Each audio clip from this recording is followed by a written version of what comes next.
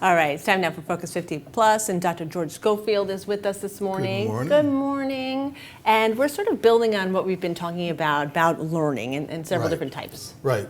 So it's really important after 50 to keep on learning. All right. And so we talked about three kinds of learning very quickly, just to recap.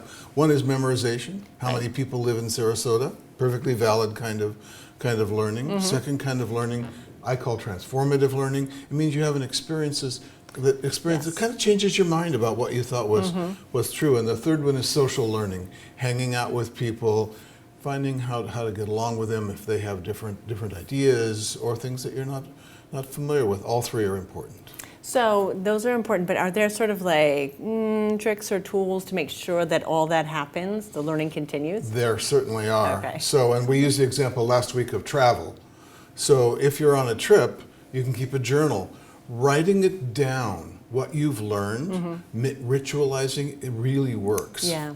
You also might ritualize an end of the day if you're traveling with people. What did you learn today? And a discussion will also ritualize it. When my granddaughters come, and there are 4 of them, in the evening we have a family ritual, which was, what was the most interesting part of your day and why? Yep, I tried to do that for a while myself. So that really has worked for us. So we have a journal. We have actually a ritualized conversation. You can actually do a little presentation on something that interested you. You know, this is what happened to me today, and I did a little bit of research about it.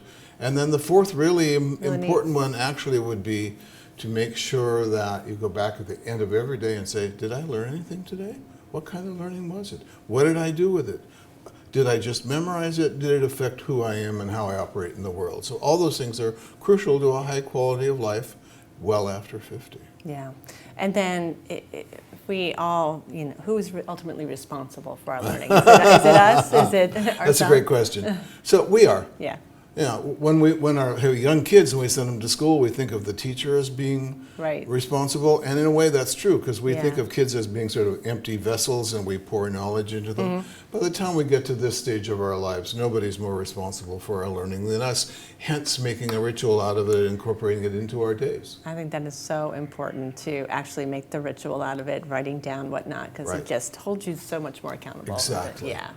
So good. All right, see you next week. Wonderful information. Thanks, Kathy. Looking forward to it. Oh, me too. All right, we'll see you guys. We're on the other side of this break, so stick around.